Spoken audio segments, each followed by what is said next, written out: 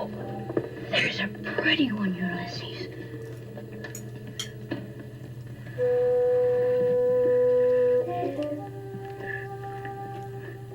There it is. Hello BookTube, I'm Sean Breeze Books. Welcome back to my channel and another Freddie Reads. And things are going very well in my life, except for one problem that I haven't talked about. And it's not that serious compared to so many people around me have very serious problems. My problem is not serious, but it is driving me nuts. I have terrible insomnia. Without making a really long, boring story about it, it's been about 6 weeks where I sleep maybe 3 hours a night, and then I want to sleep all afternoon. And I had this same problem, which brought me to CPAP and realizing I have sleep apnea, and so that now is no longer helping me to sleep more than 3 or 4 hours at a time. I've tried marijuana gummies. First one worked wonders, and now they don't do anything for me. Nothing at all. I bought some over-the-counter sleeping pills tonight, and I hope that'll get me over it. But so I'm not at full capacity tonight as I record this video. Please bear with me. And it'll pass, but it's been like 6 weeks, and doesn't matter what time I go to bed. I wake up at 4 a.m. or 5 a.m. and 6 a.m. and I'm wide awake and just adrenaline racing. I don't have any personal psychological stresses right now. Is that what's the problem? I'm too grounded? I'm too happy? Does that cause insomnia? Anyway, so what else have I tried? I'm getting exercise. I have been doing Tai Chi for about the same amount of time, 6 weeks, and that's helping in lots of ways. Does Tai Chi cause insomnia? So, any other advice? I don't know. Anyway, it's driving me nuts. Driving me nuts! But let's change the topic and change the channel here.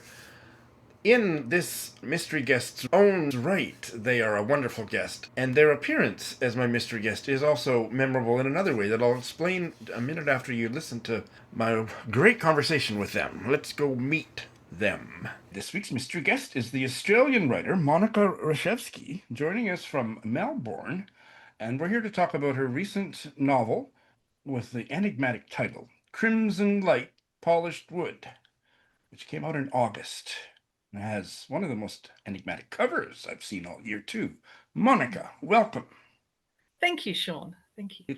It's so lovely to meet you. This is described as a strangely tender book, which is just right up my street, Monica. Tell us about it. Crimson Light, Polished Wood has a number of what I call threads or currents flowing through it, really. And on one level, it's about inheritance, the inheritance of property and possessions, but also of cultural ideas and cultural forms. It's an unequal inheritance between brother and sister, and the brother gets the property. But really, it's about what the sister does with this predicament, which is also partly about not being seen. And I should say at this point, it's not like some kind of plot-driven family saga around a dramatic point of a will or something like that. It's more about someone discovering what another person meant to them, but also trying to work out or think about their stories and make something of that. But it works on a number of levels. So I guess I would say it's important to know that it kind of moves backwards and forwards in time. There are segments and in kind of proximity as well. So like the close or distant. There are narrative sequences and then fragments of what purport to be diary entries or letters or a background document that's supposed to be full of facts, but in fact raises more questions. So there are gaps, and I've written it in such a way that it invites the reader to piece together meaning, because that's what it's about as well. There is a narrative that is consistent. It is primarily through Lydia's perspective. That's one of the chief characters. So maybe I should talk a bit about those. There are two main characters, Lydia and Leonora, and they're neighbours from different generations, but their lives are interwoven. And it's Lydia who pieces together her understanding of Leonora, or tries to. So if you like, I can tell you a bit about the characters. You've anticipated my next question. Yes, tell us about, I believe we've got Leonora, okay. And then there's a Margaret, and then Anna and Lydia. But I think maybe it sounds like Leonora and Lydia are the main characters, perhaps? Yes, yes. So I'll start with Leonora, who migrated to Australia from England at about the age of 40 came on a teacher exchange.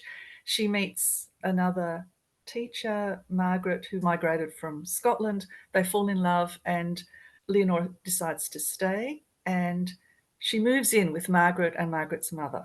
And there is much bitterness between the mother and Leonora. The kind of quote unquote mother-in-law. That's it. She moves in, but only 2 years or so later, Margaret actually dies of cancer. So Leonora gets this house. And at about this time, she meets the Polish family who live next door, specifically the mother, Anna, who she becomes very good friends with and becomes very much entwined with that family and a kind of mentor to the two children, Richard and Lydia. She provides Lydia with access to books, to art, theatre, and to all these wonderful artistic, creative processes. And books are also a very important part of this novel.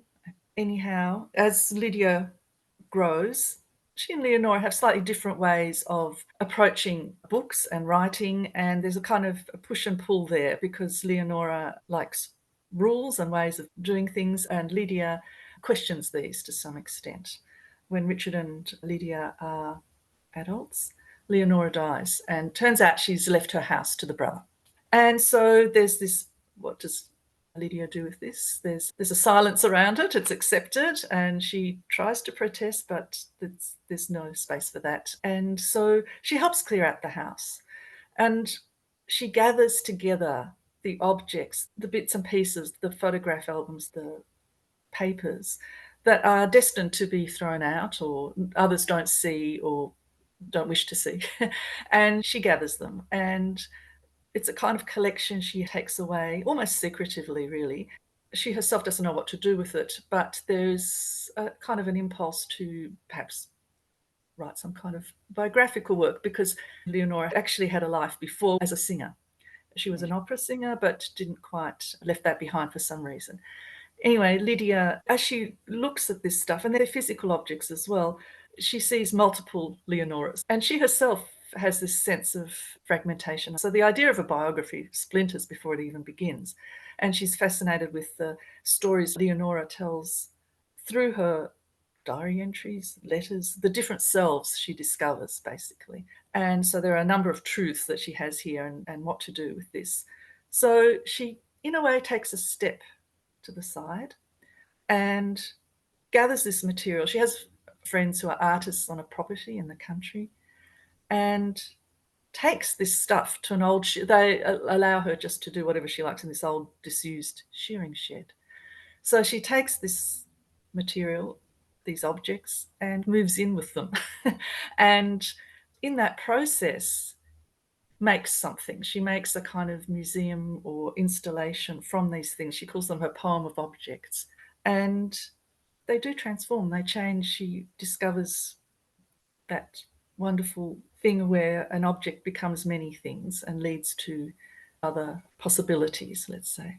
And so she imagines this, or she creates this museum, this installation, sculptural installation, and she envisages that there will be visitors to it and that they can make of it what they will as well. So they can take things, they can look at things. But once she's made it, she abandons it. So that's the kind of overarching story. My intuition that this was going to be a Sean book wasn't based on very much, and everything that you've said makes it sound like even more of a Sean book, and particularly at this time, because without going into a whole big personal story, our family have closed out our family farm that was 3 generations, and it's been sold, and all of the objects and furniture and papers. The papers were mostly mine, but I now have much of that, especially all of my personal papers, journals, and every letter that I ever received from about the age of 9 on is Wow. now sitting in boxes in my basement. And so a lot of the energy of what you were describing was just like, oh my God, you wrote it about me. Although That's my documents are more personal to me, but I'm thinking, yes. this is something. This is something. What am I going to do with this now? It sounds really exciting. I don't think it's going out on a limb to say this sounds like a character-driven novel. Yes, to some degree. It Yeah. does sound like plot, but it sounds like a quiet novel. Yes, definitely. There is none of the gaps are covered over. It's not plot driven at all, really. It is about the way we make sense of what is left behind, really. Someone once said about it, actually the editor, which was pleasing to me, she said it's as though the installation at the end of the book, that the novel is an adaptation of that installation. And it's a lovely somersault, and somehow that Yeah. movement captures, I think, the book. Where did this story come from, Monica? It inspired by a number of things. I've cleared out many a house, well, not many, but quite a few houses where close people have died or had to go into aged care. And the objects are freighted with meaning, aren't they, when you come across them in this way? And there's usually, if you do it with somebody else, clear out the house, there'll be a person who's rush, get this over with, this has to be sewn up. And there's the more lingering type who annoy these rush people, and I'm a lingerer in that I just see possibilities and stories and memories. The poignant memory I have of one of these situations, the situation that inspired this book, edge of a photo album sticking out of a rubbish bin. And it was a kind of shock and a sadness of loss, but also a curiosity, like what was contained in that album? What did it mean to the person who put it together? What does it mean now sitting in the bin? What does it mean to the person who chucked it? All these questions. And it's not really about answering those questions. It's about the possibility held there. And that strong emotion that comes with it makes those kind of images really powerful, I think. So it's that kind of experience, I suppose, that was an impulse. And also the other sort of backbone to this story, I think, are trees. There are many trees from my childhood in our backyard and in neighbouring backyards that kind of also had a great power as images and strength. And then there's a tree and the idea of a canopy, and then the people living beneath this tree. There's an oak tree in this novel. Beneath it, beside it, and their relationship. So it's about perspective and ways of seeing, and the desire to see through as somebody else might see, or how they might see you, even though that's impossible, of course, because we are in our own position, in our own bodies and minds. But that kind of curiosity that drives speculation and even the desire for connection. So Anna and obviously her daughter are Polish. Talk Yes. about the Polishness of this story, if that is a relevant aspect of it. Yes, it is, because it is the experience of the migrant family. And Leonora herself, of course, is a migrant, but from Great Britain, from England. And so there is this language aspect to it. So that fuels part of Lydia's fascination with Leonora and with what she has, this sort of treasure trove. At least one part of the story is about a lesbian relationship. Yes. So, is this a lesbian novel? There is definitely a lesbian relationship, and it is unsaid within this. It's hinted at. It's never said by Leonora. It's never owned as such, but is obviously there. In a way, this book works against categorizing and labels. That's not to deny at all this love and the sexual desire between women, which is definitely in this novel. I just have to ask about the title Crimson Light, Polished Wood. What's that all about? Yes, it is enigmatic. It's part of the imaginary world that Lydia has created around Leonora and Leonora's house. So it's a kind of Leonora, her favourite period, she would say, was the Edwardian period. And so there's this, and actually, I should say, that one of the few things that Lydia officially inherits is a 9-drawer walnut sideboard cabinet and a writing desk. And these things are old, they're antiques. And so there's this sense of polished wood in old furniture. And I think of polished wood as having also a warmth and layers, and people polishing and putting their labour into it even once it's created. Yeah. I ordered my copy from Australia, and now in Canada we have a postal strike, so I'm going to have to wait to Oh, get it.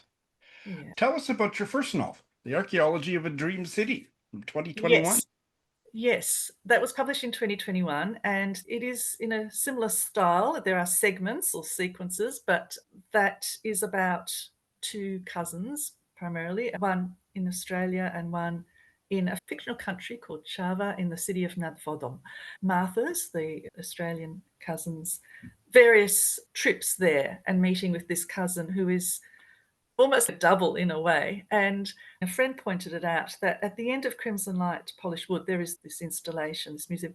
And at the end of that book, The Archaeology of a Dream City, Martha imagines, I hadn't even picked this up, imagines a installation in a museum, which is a kind of scaled down version of a bungalow that was in her aunt's backyard in Australia, filled with newspapers, stacks of newspapers and magazines and tailor's dummy and rolls of material, beautifully arranged. But the viewers can't actually get in there. They can only view it from windows or through the partially open door. And so again, it's about ways of seeing things. But Martha only imagines this installation, one in Melbourne and one in this fictional place of Nadvodom. And again, so then how would these installations be seen in different locations, in different parts? And I didn't realize, and in this novel, Crimson Light, this actually materializes in the sense that Lydia actually builds this or creates this, a different, obviously, installation. What are you working on now, Monica? I'm working on another novel. It's called, at this point, a working title called Rivermouth, because it's set in a fictional town, partially set in a fictional town at the mouth of a river near the ocean. And I've only just begun it, so I can't say too much, but yeah, it's absorbing me. And also, I'm working on a non-fictional, something I'm calling creative non-fiction with a friend, which sort of poses different challenges to me, but that's a very interesting process. But my home is in the novels, is in the fiction. And you're also a playwright. Yes, but I haven't written any plays for some time. I've really finding that the fiction writing is enough. Yeah. Monica, what books do you have to recommend to us? I will say that the books that interest me most are those that are most difficult to describe or summarize in a couple of sentences. But one is an Australian author I have great admiration for called Gerald Murnane. I don't know if you've heard of him. Absolutely, yes. I've read one of his books, and it gave Oh, me a fabulous headache. I don't pretend to have completely yes. understood it, but yeah, I've never been able to stop thinking about it. Oh, which book was that? The one that I read was Tamarisk Row. Oh, yes, that's his first one. Yeah. Is it his first one? So he gets more complex and difficult after that? In a way, Oh, I do find Gerald Murnane's writing challenging, but wonderful. When the patterns emerge, they are just, to my mind, just oh, yes. Oh, amazing. And so A Million Windows was published in 2014, and I read it then, but I'm rereading it now. And it's really about ways of writing, about narration, the relationship between narrator and reader. So he identifies himself early on as a trustworthy narrator. And it's quite beautiful because there's this slow accrual coming together of connections and unexpected connections. And then when the pattern emerges, it's quite wonderful. I'm not interested in easy reads, to be honest. So I find it very satisfying, this work. My second novel is also an Indigenous Australian writer called Alexis Wright. Have you heard of that book, Praiseworthy? yes, I have. Yes. This was published in 2023. Alexis Wright is from the Wanyi Nation, if I say it correctly, and around the Gulf of Carpentaria. And this book has won many awards, and it's extraordinary. And her other work is also extraordinary, completely different to Gerald Murnane, but it's huge in scale and dense. Not that I'm trying to draw any links at all between the books, but both of them, there's an importance or there's a need, or they're vital to be written. And I like that sense. And I have to bow my head in shame and admit that I couldn't get on with that book. It just didn't work for me. I couldn't finish it. Oh, that's interesting. Yeah. I haven't finished it myself, but I quite like that sense of recurrence. But that's And maybe I will grow up and be ready to read it some other time, but Yeah. I if you don't I don't ahead think of it's about growing up, but it's about finding the right time to read it. I actually agree with you there. Yeah. yeah, yes, but Yeah, 'cause I approached her other book, Carpentaria, twice. I began to read it and then put it aside and then read it again. Yeah. I good. Anyway, there's a third. I'm also reading Jhumpa Lahiri on translation, translating myself and others. They're essays on translation, and they're talking to my next novel, which I'm working on. So I'm finding that interesting. And then the other author is Olga Tokarczuk, and I think it's her first novel, House of Day, House of Night, has just come out in an edition here in Australia by Text Publishing. I read the original in Polish and in the early 2000s. So I'm interested to read the Oh, English. wonderful. Monica, you are an absolutely fascinating guest. I have loved our conversation, and I hope that you will come back. I would love to come back, Sean, when you've read my book. Absolutely.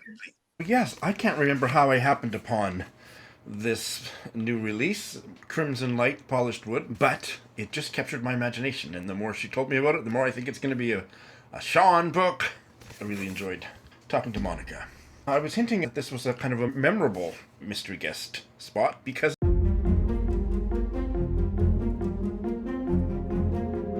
it's the last one. I have decided I will not be continuing the mystery guest format after today, and there's a couple of reasons. I'm feeling really positive about it, and I want to explain it. I think there might be 3 of you that'll be very disappointed. Those of you who don't really care for that in a Friday Reads will maybe be happy, and that might be 5 more people, and the rest of you don't give a crap what I do. But here's why. Part of it is that my Friday Reads are no longer winning any popularity contests, so I think, is it because I'm old now and I don't live in an exciting metropolis? Probably, partially that. But I think that a lot of you don't really relate to having a writer embedded in my Friday Reads, where the purpose of a Friday Reads is to talk about what I've been reading and what I felt about what I was reading. So that focus will henceforth be the sole focus. There will no longer be mystery guests. There might be an exception here and there, but no, this format is finished as of today. But more importantly, it had run its course in the sense that when I have a writer on to talk about their new novel, I basically make a commitment to them and their publisher, especially if the publisher sends me a free copy of the book, but even if not, that I will read the book eventually, and then I will follow up with them once I have read it, and either do a review of it or invite them back for a longer chat once I've read it, a deeper dive chat. I've been having mystery guests on my Friday Reads for 2 years, so that's 104 books, and I've only read about 5, maybe 10, somewhere between 5 and 10 of them. So this is unsustainable. All I will be reading is mystery guest books in order to honor my commitment. I didn't invite guests on unless I was interested in their book, so I do want to read them all in the fullness of time, but it's just ridiculous now, so I can't keep up, I can't sustain it. And I also have spent a fair amount of time finding guests, inviting guests, scheduling, and then editing that, and now all of that time will be available to me to read even more. So that's the other part of it. I love interviewing writers. That will certainly continue, but those will be standalone videos with authors whose books I have not only read, but absolutely loved. Those are my favorite kind of interviews, and those one author, one book type of interviews don't get a lot of hits when I post them, unless it's Margaret Atwood or something, but they stand the test of time, and that's really why I'm doing it more than anything else. But no more kind of promotional work for authors about books that I haven't read. I think that's clear, and I don't think very many of you will be disappointed. The other channel change that I'm going to experiment with is I am really having trouble getting book haul videos out. I like doing them, but they are quite time consuming to prepare. I know I fuss over them more than, or at least in a different way than most other booktubers. I get the text up on the screen while I'm reading the excerpt and stuff, and I probably don't need to do all that, but I'm a fuss budget. But they are a very time consuming thing that I'm having trouble fitting into my booktube routine. So I'm going to end each Friday Reads with a wee book haul, and I know that a whole bunch of you don't care for watching book haul stuff, but it'll be at the end of my video, so you just turn the video off at that point if you haven't already turned it off. So yeah, starting next week, maybe 3, 4, 5 books, depending on how long I've nattered on about my weekend reading, it will be at the end. We'll see how that works. If it does, if I don't end up liking it, or you don't end up liking it, I will stop doing it that way, but it would help me. The bottom 3 rows of the shelves behind me are all books to haul, and those are the older ones. I'm working on book haul videos of more recent ones, and I'd have to figure out a different way to do it. So we'll see how that goes. But the main thing, no more mystery guest chats. My Friday Reads shall return to the traditional format. What have I read, and what did I think of what I read? Okay, I have finished 2 books, and I'll check in on 1 or 2 vibe-wise or whatever as well. I read this book to my mom, and we finished a couple nights ago. This is a middle grade novel, I think. A Place to Hang the Moon by Kate Albus. So it wasn't really for me in the sense that I can't remember the last time I read a middle grade novel. They're not really for me, but this one was really well done, and my mom loved it, and the more she loved it, the more I loved reading it to her. And it's about 3 orphan siblings who, during the Blitz, they are sent out into the countryside of England as evacuees to be billeted. But because their grandmother has died, and she was awful, and their parents had died before that, the lawyer who's their guardian, their legal guardian, says, while you're out there, suss out the people that you're billeted with, and if any of them seem like they might be good parents, we can arrange a legal adoption, and they will have a whole bunch of money from the estate of the grandmother and the dead parents and stuff. But don't tell them about the money until you've decided they'd make good parents. And so these 3, aged about 11, 9, and, I don't know, 8 or something, on that premise, they go out to the countryside, and they have all kinds of misadventures, and either the foster parents or whatever are not good, or they have kids that are bullies, but it all ends up happily in the end, and lots about books and reading, and one of the main characters is a lovely librarian, and they spend a lot of time in the library, and it was all rather lovely, I have to say. It's a feel-good book, and I'm glad I read it. I don't want to incorporate too many of these kinds of books into my reading life, but I'm glad I did with this one. And I have finished this, I don't know what this was. Was it a novel? I don't know what it was. There is an introduction by James Wood. Why would we care what the staff writer at the New Yorker, why would we care what he thought about a work of Indian literature? But I haven't read the introduction, but I didn't like Afternoon Rag nearly as much as I liked the first one. This was a buddy read with Joe Smith, just like the first one, which was a strange and sublime address. And we didn't, especially I, didn't like this one, Afternoon Rag, nearly as much as we both really liked and admired a strange and sublime address. This one didn't really hang together. The strand that I was the most interested in, and I talked about a few weeks ago, is the whole concept of the rag or raga, which is this, and I still don't have the words for it, but it's a part of Indian music. It's a chorus, it's a refrain, I don't know what it is. Okay, here Wikipedia says a raga or a rag is a melodic framework or improvisation in Indian music. So there you go. And the way he wrote about that and about his mother's guru teaching her his rag, or when she played an instrument and he sang, or vice versa.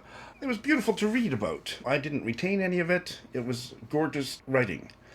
The other strand is the author Amit Chaudhuri, or the main character of the novel. I don't know how autobiographical it was, but his time in Oxford as a young man, and lots of interesting insights about Oxford and about student life and about the spirituality or soulfulness of furniture in the bed you sleep in, and how you make a home in a room with what you bring from home, and all of that, just written numinously. And he had a couple of girlfriends. I don't know if they were at the same time or whatever. That part, they didn't really come to life for me. And then memories of his childhood and young adulthood with his parents back in Bombay. But the characters in the story didn't seem very important to the writer. It was more about atmosphere and furniture and this music. And I need people in my fiction. I'm sorry, and there were people, but they were like an afterthought to what he was writing about, and the three strands didn't seem to connect. I didn't feel so bad because Joe didn't necessarily see a connection between the three strands either, so it was a little disjointed, a little bit too precious, much less satisfying than a strange and sublime address. Nonetheless, there were parts of it that were very enjoyable. Lovely reflective writing. It wasn't a big hit for me. So those are what I finished. I'm just going to quickly tell you about 2 books I've started. One, because it really made an impression on me. This is my last buddy read of the year with Heidi of my reading life. The Canadian novel Hides by Rod Moody-Corbett, a Newfoundland writer and set in Newfoundland.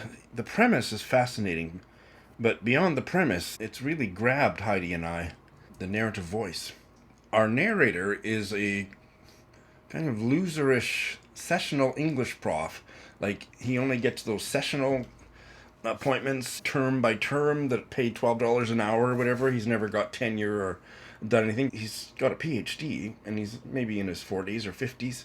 From Newfoundland, but he's been living and teaching in Calgary for years. And he's just a grumpy guy and likably unlikable on the page.